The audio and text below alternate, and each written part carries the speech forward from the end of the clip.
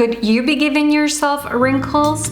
Well, in today's video, I'm going to share with you some bad beauty habits that I have personally chosen to stop doing altogether in order to delay those first early signs of aging.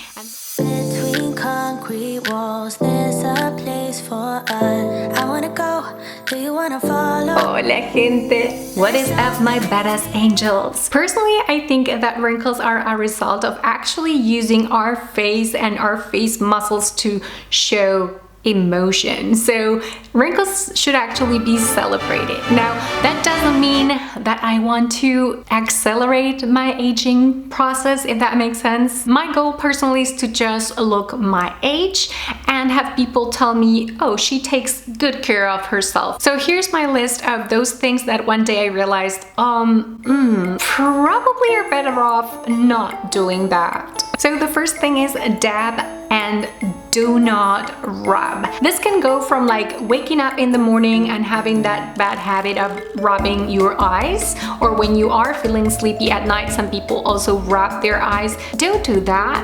I stopped doing that because I learned that the skin around our eyes is actually 10 times thinner than the rest of the skin in our bodies. And that is the reason why there is an eye cream and a face cream. And that is also the reason why when we are approaching 30, or we are between 30 and 35, we start seeing the first wrinkles in our face that appear as crow's feet or laughter lines, as I prefer to call them. So in my case, this first tip also includes to be very gentle as I am blending my eyeshadow, really trying to kind of dab very gently, as opposed to that very aggressive windshield action. Granted, it may take a little bit longer to blend out your eyeshadow, but if you purchase the right eyeshadow palette with a good quality eyeshadow that's really nice and buttery and blendable, it really will not be that hard at all. Another great tip is to actually invest in good quality eyeshadow brushes. I'm going to leave a full list with links in the description box below, so go ahead and expand that to see the brands that I have found that make the highest quality, softest brushes for your eyes. And if you do not want to invest heavily on expensive brushes, you have your fingers. Especially if you're the type of girl that uses just 2 eyeshadows and you like very simple looks, you're always in a hurry, just using your fingers will be just fine. It's very easy to be gentler with your fingers. There's also the warmth that really helps blend out product very easily. And let's face it, we don't go for a smoky eye every single day, or at least most of us don't. And I guess brushes do make a lot more sense when you are trying to go for a more complicated smoky eye look. Another very typical situation in which you may be giving yourself wrinkles is when you are rubbing your eyes to remove your eye makeup. Yes, we're tired and we just want to do it fast, and maybe you're in your bed and you take a makeup wipe and then you just go ahead and you just go in really hard. I am so guilty of having done that in the past, and that really does cause a lot of stretching and pulling, and you really want to avoid that. So here's a few options that I have tested out.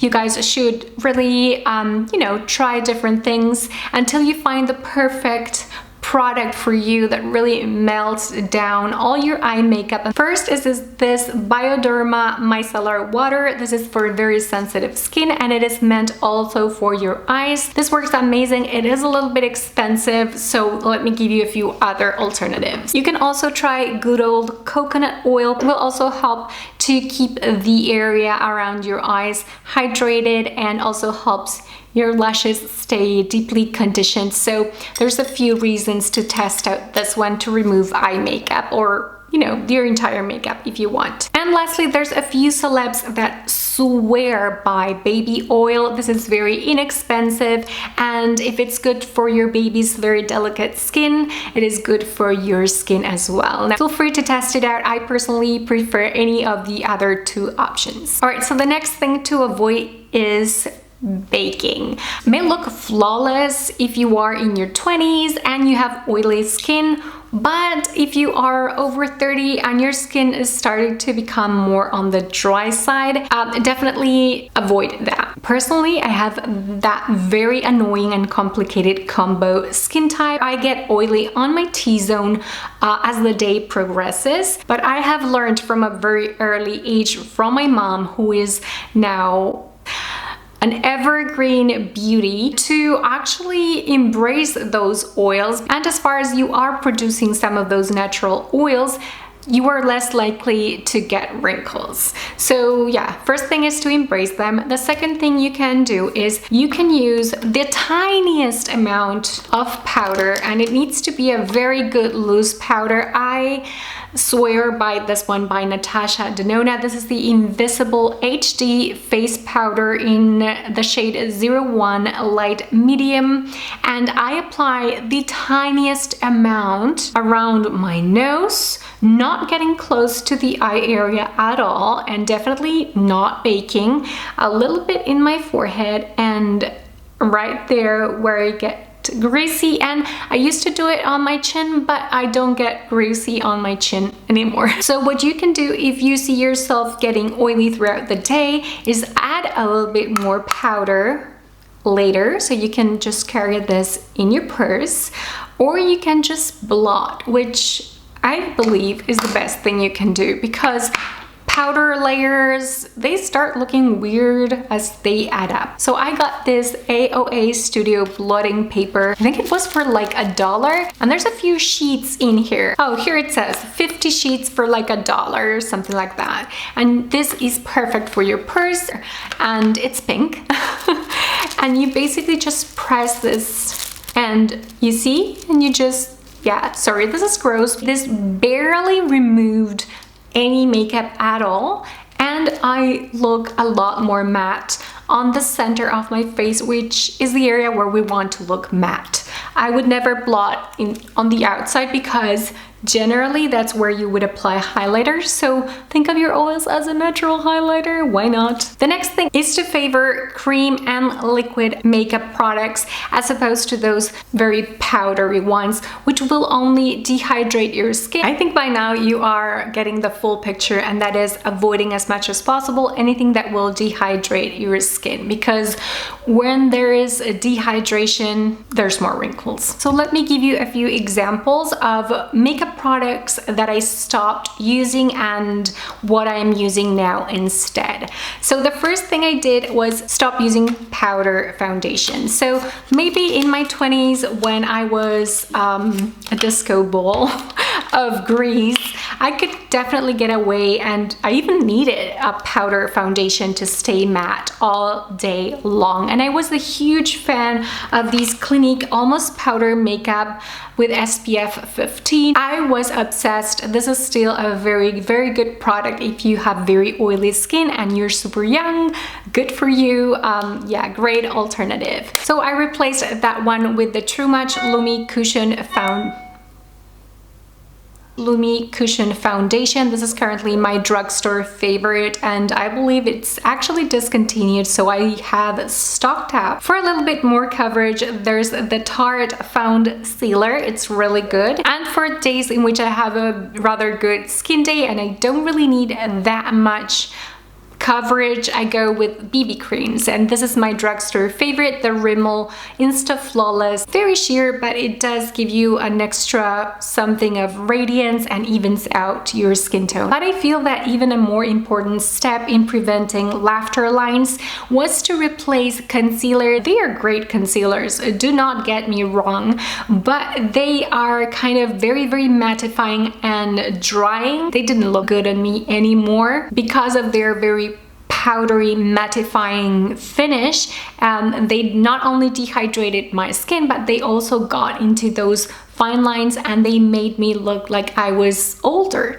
So basically what I did was replace the very famous Shape Tape by Tarte for another Tarte concealer that has a bit more of a radiant finish and it's very hydrating. Another one that I replaced was the Nars Radiant Creamy Concealer with the It Cosmetics Bye Bye Unereye, which is a full coverage anti-aging concealer that's very sticky, so nice and blendable and gentle on my under eye area and around my eyes. I think I've mentioned before that I even use it sometimes as an eyeshadow primer because it is sticky and it's also extra gentle. That's why I feel confident to put it on my top mobile lid. The next thing I stopped doing is underestimating how drying the sun, heat, or AC can be. First one is obvious. Don't cook too close to your kitchen stove. Just, you know, just with a safe distance. AC can be tricky. It is drying, but you can put a humidifier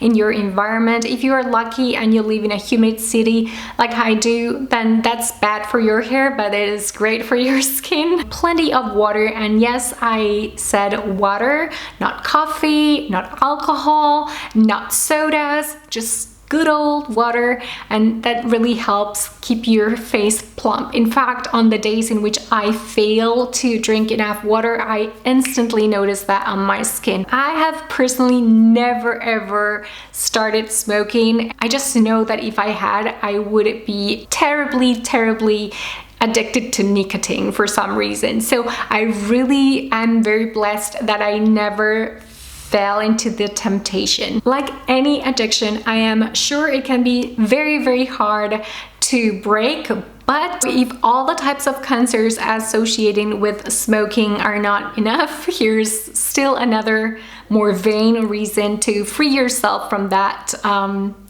very bad habit of smoking. And last but definitely not least at all, I stopped disconnecting my diet from the way my skin looked. I don't know if that happened after 30 or maybe I was too young to notice it before, but there's definitely a few things and changes I did to my diet that contributed to a much hydrated skin and radiant skin and younger skin, but actually coming from within. It seems like nowadays everybody knows that you need to have serums with vitamin C for your skin, but nobody's taking seriously the fact that what you are eating also needs to contain vitamin C. You know which fruit is actually the one that has the highest concentrations of vitamin C?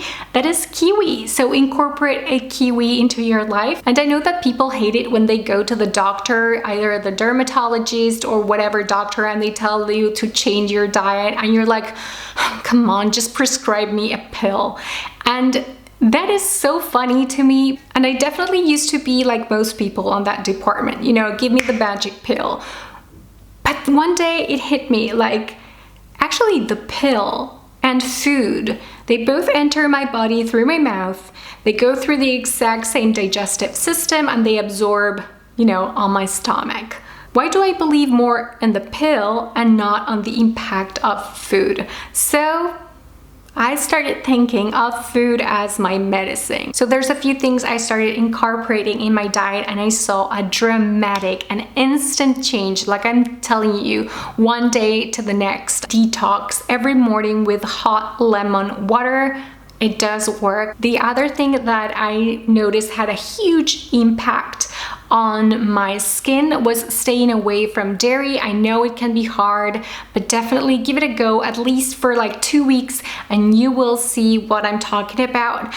Incorporating healthy fats. I started eating a lot more nuts, avocado, olive oil, fish, especially salmon. When I'm super disciplined with my diet, and especially when I eat at least half an avocado or a full avocado every single day of the week, my skin starts producing oils from within supernaturally, just like it did when I was a teen. Let me know if that happens to you too, like the avocado challenge. That is a wrap, my badass angels. All the products mentioned throughout this video are going to be linked in the description box below. Thank you so much for your support if you do use my affiliate links. I truly hope you enjoyed hanging out with me today, and if you did, please do stick around and subscribe. It is absolutely free. Comments and likes also help a lot more than you think. Stay brave. Living is believing, and I will talk to you all again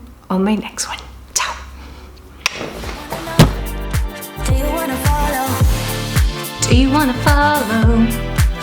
Click here.